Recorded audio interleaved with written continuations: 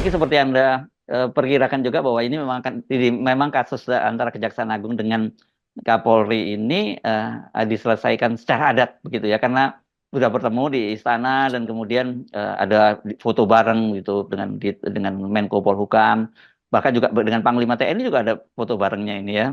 Terus kemudian Pak Jokowi sendiri mengaku bahwa itu sudah selesai, sudah saya panggil, nggak ada masalah apa-apa. Nggak ada masalah apa-apa kok, ada yang sampai dikuntit oleh Densus, kok sampai ada show of force keliling Kejaksaan Agung itu. Iya, tidak ada masalah, tapi Jaksa Agung, ya, Jampitsusnya udah keburu dilaporkan ke KPK. Oh iya iya betul juga. Soal, jadi bayangin misalnya nggak ada masalah, tetapi ada masalah baru tuh. Apakah laporan ke KPK itu juga akan dibatalkan karena udah terjadi perjanjian adat? Kan ini konsekuensi dari sistem bernegara kita tuh. Bagaimana mungkin Jokowi mengatakan tidak ada masalah dan tidak ada penjelasan kenapa tidak ada masalah tuh. Jadi kemarin itu petasan anak SMP apa yang dar di Jaksa Agung, di Kejaksaan, atau yang ngintip Jampitsus itu mungkin adalah orang iseng gitu. Jadi kelihatan betul bahwa memang ada masalah besar, tetapi ingin dialihkan itu karena ketegangan politik yang makin memuncak hari-hari ini.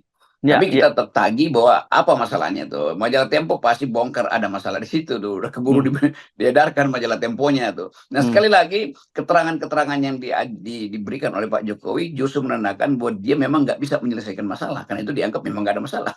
Ya, ya, ya, ya. Dan padahal ini kan harus dilihat juga kenapa tiba-tiba kok Jampitsus dilaporkan oleh IPW ke KPK begitu ya. Kan ini orang kemudian di mana nih peran IPW? Oke lah, kita lupakan soal IPW-nya, kan dia hanya pion dalam permainan itu. Tapi potret besarnya kita lihat kenapa kasus itu muncul di tengah situasi seperti sekarang begitu nih, kan seolah-olah saling menyandra begitu, dan kita menunggu bagaimana KPK kemudian menindaklanjutinya gitu. Ya, itu bagaimanapun itu, kendati itu semacam ya sempilan kasus yang mungkin nggak pernah dibayangkan oleh IPW, bahkan ada penyelesaian adat, tapi dia udah keburu laporan itu, atau memang sudah diduga bahwa sebaiknya dilaporkan aja supaya yang memesan laporan itu bisa atau laporan itu sesuai dengan yang dipesan dari awal, bahwa memang akan dilaporkan sebetulnya, tetapi dibikin ribut-ribut dulu di headline media massa kan. Tapi sekali lagi konstruksinya tetap sama, bahwa ini dua institusi berkelahi untuk dua kasus yang mungkin saling ingin ditukar tambahkan, tetapi eskalasinya kejauhan itu soalnya tuh, sehingga jadi bola liar sebetulnya, atau memang ingin dinyatakan sebagai bola liar untuk memancing presiden turun tangan tuh. Tapi sekali lagi Jokowi nggak punya kemampuan untuk menerangkan pada publik. Jadi memang Jokowi tahu ada persoalan, tetapi untuk menerangkan pada publik dia takut konsekuensi dari keterangan dia. Kira-kira begitu soalnya tuh. Kenapa? Ya karena Jokowi ya dia dijepit sebetulnya, bukan dijepit, tidak mampu untuk mengambil posisi di antara kepentingan-kepentingan oligarki yang bermain di sekitar dia kan. Hanya itu penandanya bahwa Jokowi bukan seorang leader, tapi dia seorang dealer. Ya, ya. Ini coba mari kita ini kan ya, karena dibilang nggak ada apa-apa ya. Itu mari kita lihat konstruksi peristiwanya ya secara kronologis ya. Ini kan mulai ribut-ributnya ketika Jaksa Agung Pidana Khusus sedang makan malam di sebuah restoran, dan kemudian dikuntit oleh dua orang. Bukan hanya dua orang, sebenarnya di luar juga banyak yang mengikuti itu. Dan kemudian ketangkap ini orang yang mengikutinya itu. Pertanyaannya dalam rangka apa dikuntit itu? Kalau sekedar teror, saya kira bukan dikuntit ya. Kalau diteror tentu dengan cara yang berbeda. Tapi kalau dikuntit kan berarti ada target-target gitu. Secara pidana lah yang diincarkan kepada Jampitsus kan gitu. Padahal pada saat itu Jampitsus sedang menangani kasus besar juga. Nah, apa kepentingannya menjadikan dia jadi terpidana dan sekarang kemudian buktinya dilaporkan ke KPK kan gitu? Iya, kalau kita tanya pada Sherlock Holmes, biasanya Sherlock Holmes menyebutkan it is elementer, Watson. Yes, oke. Si Watson itu yang resersennya tuh. Yeah. Jadi bagi si Sherlock Holmes ya gampang aja menunjukkan bahwa begitu ada intipan, itu artinya memang sengaja diintai dari awal itu. Dan mengintip itu artinya menunjukkan pada publik, bahkan dibocorkan, kami sudah mengintip loh. Kalau dia ngintipnya, jadi orang bisa, kalau Sherlock Holmes kan bilang, itu sengaja dibocorin lagi diintip, bukan karena ketahuan lagi ngintip. Jadi bisa memang dimaksudkan lagi diintip supaya mulai ada celah pada pers untuk membongkar. Jadi umpan buat pers. Demikian juga yang mondar-mandir di ngepung-ngepung Di kejaksaan. apa namanya kejaksaan itu juga memang dimaksudkan untuk memberi sinyal bahwa ada masalah. Nah, sinyal itu yang mestinya dilihat oleh Jokowi bahwa memang ada masalah di situ tuh. Apapun yang hendak ditutupi Jokowi dengan mengatakan tidak ada masalah, justru membuat masalah lebih banyak atau lebih dalam lagi masalahnya tuh.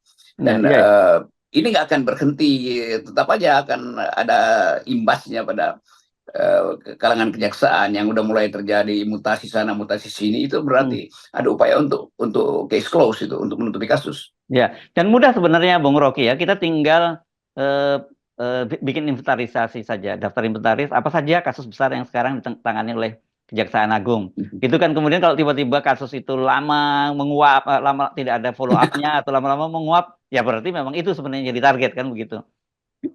Ya itu orang lagi tunggu ini kasus besar ini, kasus di Pulau Bangka atau kasus Jenderal B segala macam itu yang udah jadi rumor itu, apakah minggu depan masih disebut-sebut misalnya tuh.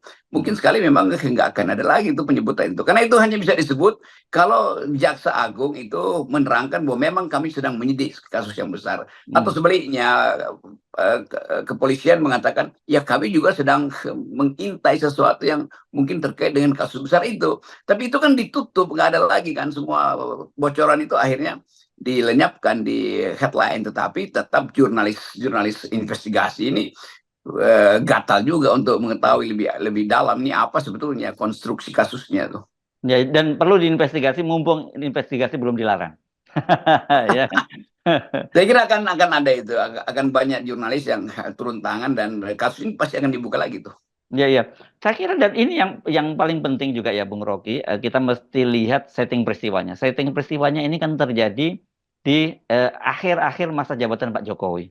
Itu kan artinya sebenarnya ini menunjukkan yang seperti selalu kita bicarakan bahwa ya Pak Jokowi itu sekarang tidak in comment lagi ya. Jadi dia tidak punya jalur komando lagi, sehingga bawahannya bisa saling mengintai, itu bahkan bukan hanya saling mengintai, saling meneror kan, atau ada bawahnya diteror, bukan saling lain.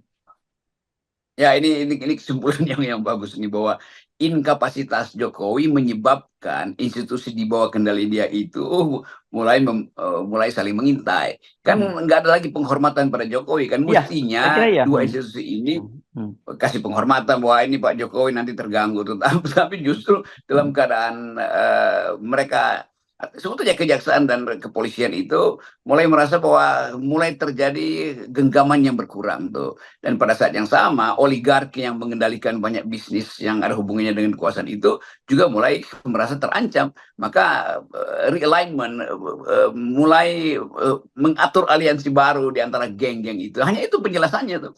Dan Jokowi memang nggak mampu lagi menegur dari awal.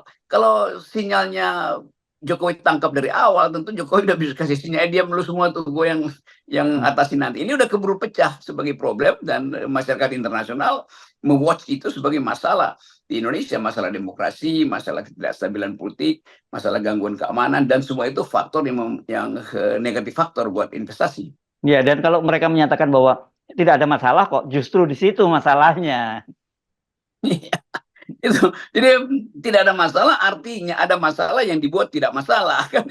Jadi poin-poin semacam ini ya nanti akan ada orang yang nulis skripsi, tesis, disertasi tentang kasus ini mungkin setahun 2 tahun lagi, lalu dibuka lagi kasus itu, walaupun dibuka secara akademis, tetapi Jokowi akan kehilangan kemuliaannya karena menganggap menyembunyikan kejahatan. Pada akhirnya mungkin ada tesis yang akan dibongkar dan dinyatakan sebagai menyembunyikan kejahatan. Ini kasus yang sangat besar dan variabelnya komplit. Di situ ada kekuasaan, ada institusi yang punya kepentingan dengan kasus ini, ada pers yang dibungkam. Jadi semua hal justru jadi pintu masuk untuk melihat bahwa di dalam pemerintahan Jokowi, di ujung pemerintahannya, sistemnya memang amburadul, atau sistemnya adalah pengelolaan negara secara mafioso.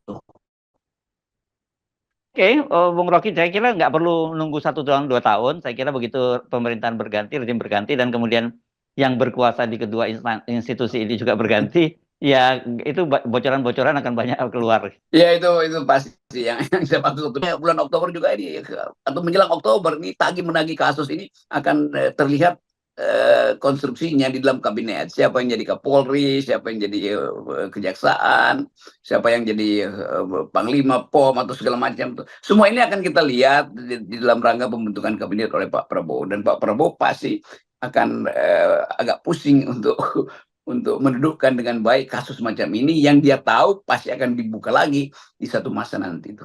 Ya, dan hanya saya kira kalau dalam negara yang demokratis tidak mungkin ada peristiwa semacam ini ya.